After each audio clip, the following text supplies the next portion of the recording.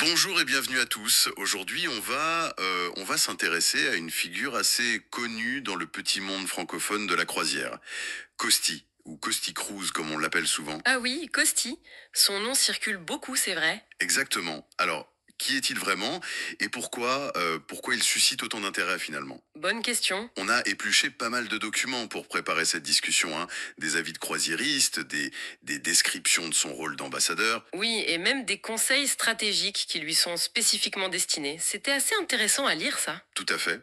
Donc, notre objectif aujourd'hui, c'est un peu de cerner ce personnage, comprendre ce qu'il distingue peut-être d'autres influenceurs voyage. Et analyser son impact réel comme ambassadeur, surtout pour une compagnie comme MSC Croisière, avec qui il est très lié. Voilà, il y a matière à creuser, je pense. Alors, si on commence par le commencement. Qui est Costi Cruz? Les sources le décrivent comment? Alors les termes qui reviennent souvent, c'est figure emblématique, Ah oui, quand même. oui, ou encore un acharné des croisières. Quelqu'un qui vit, respire et parle croisière avec amour et entrain. Donc la passion, c'est vraiment mis en avant comme le cœur de son identité perçue. D'accord. C'est clair que ça ressort. Et son nom, Costi Cruz, ça vient de sa chaîne YouTube, c'est ça? C'est ça. Sa chaîne YouTube, c'est son principal canal. Mais comme on disait, le rôle qui est vraiment souligné, c'est celui d'ambassadeur. Pour croisière.fr, mais surtout, très spécifiquement, pour MSC Croisière. Hmm. Et c'est là que ça devient intéressant. Parce que d'un côté, on lit dans les retours de voyageurs une certaine méfiance, hein, vis-à-vis des influenceurs en général. Oui, c'est vrai. Les mots superficiels, pas objectifs, ça revient. Voilà. Et pourtant, Costi, lui, ferait figure d'exception. Alors comment on explique ça?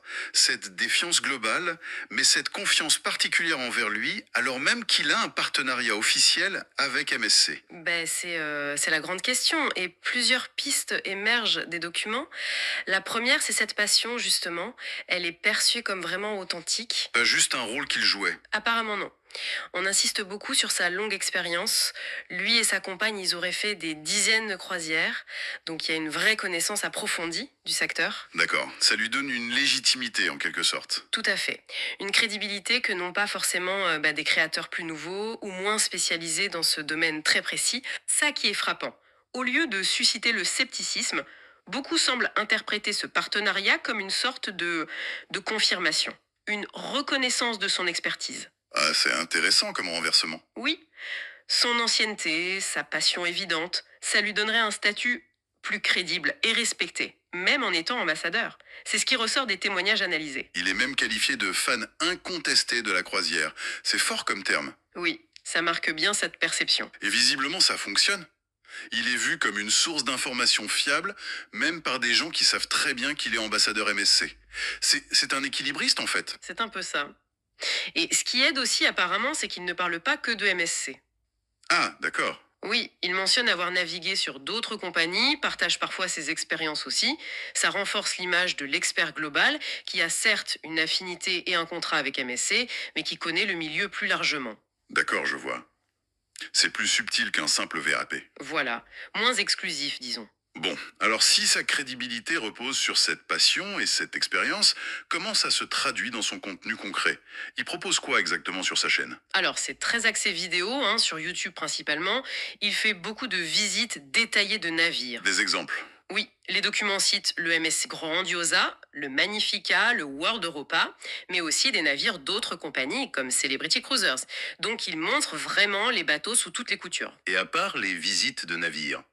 Il donne aussi des aperçus des divertissements, les spectacles, les activités à bord.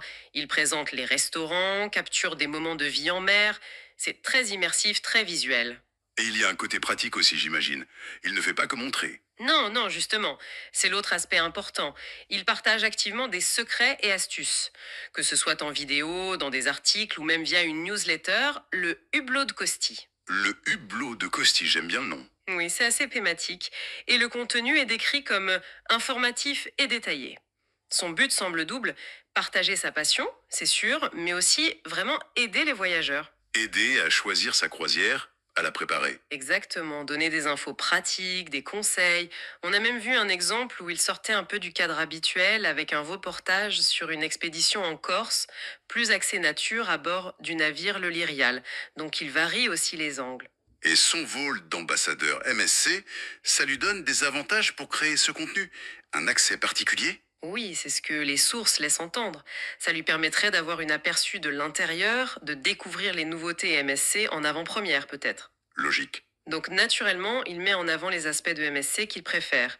Mais comme on disait, le fait qu'il couvre aussi d'autres horizons semble essentiel pour maintenir cette image d'expert plutôt que de simple porte-parole officiel.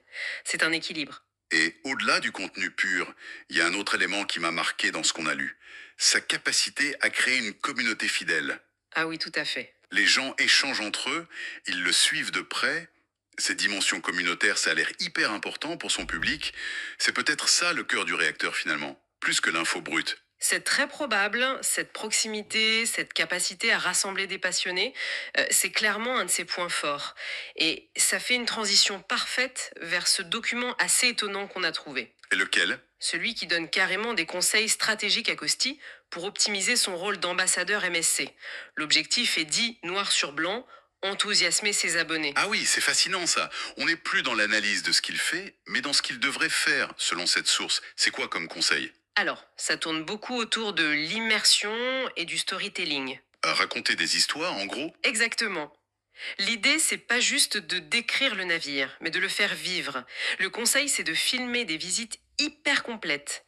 Les cabines, les vestos, le spa, les piscines, tout. Des formats type une journée dans ma vie de croisiériste. Oui, voilà. Des formats immersion totale ou une journée dans la vie, c'est exactement les termes suggérés. Pour que les gens puissent vraiment se projeter, s'imaginer à bord. Et le storytelling, ça va plus loin que la simple visite? Oui, l'accent est mis sur le pourquoi. Raconter une histoire et créer du désir. On lui suggère de partager son amour pour MSC, ce qui le touche personnellement.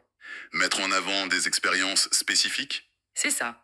Par exemple, le spa Auréa ou le fameux MSC Yacht Club. Le Yacht Club, c'est cette zone un peu VIP sur les navires MSC, non? Exactement, l'espace privé haut de gamme.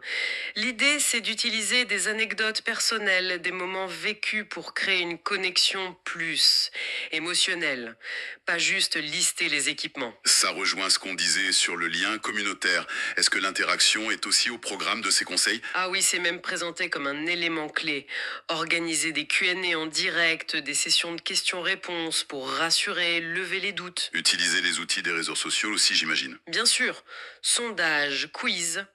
Et une idée intéressante, inciter les abonnés à partager leurs propres photos ou vidéos de croisière MSC avec un hashtag dédié, pour créer un effet d'entraînement, un mouvement collectif. Et les formats courts, type TikTok ou Reels? C'est recommandé aussi, oui, des vidéos courtes, dynamiques, pour capter l'attention sur ces plateformes. Donc, on a un contenu immersif, storytelling, interaction, format moderne. C'est une vraie stratégie marketing en fait. Clairement. Il y a même des conseils sur la préparation. Faire un compte à rebours avant une croisière, publier des listes quoi mettre dans sa valise. Mais est-ce que tout ça, ce côté très stratégique, ça ne risque pas de tuer l'authenticité qui semble être sa force? De sonner un peu faux? C'est tout le paradoxe, et le document en est conscient.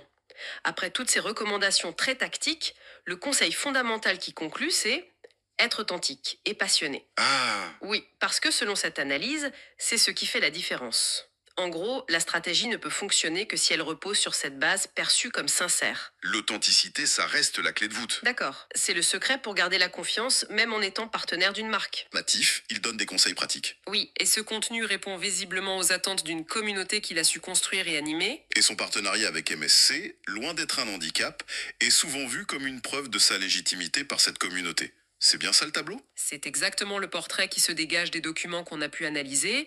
C'est un mélange assez subtil et semble-t-il réussi de connaissances, de passion, de contenu engageant, de création de communauté. Et d'une communication qui, bien que commerciale, arrive à passer pour sincère aux yeux de beaucoup. Tout à fait. Et au fond, qu'est-ce que ça nous apprend tout ça sur le monde des influenceurs, des ambassadeurs de marque aujourd'hui?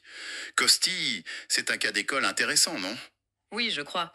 Il montre qu'il est possible, au moins dans certains cas, de concilier passion authentique, expertise reconnue et partenariat commercial sans forcément perdre sa crédibilité.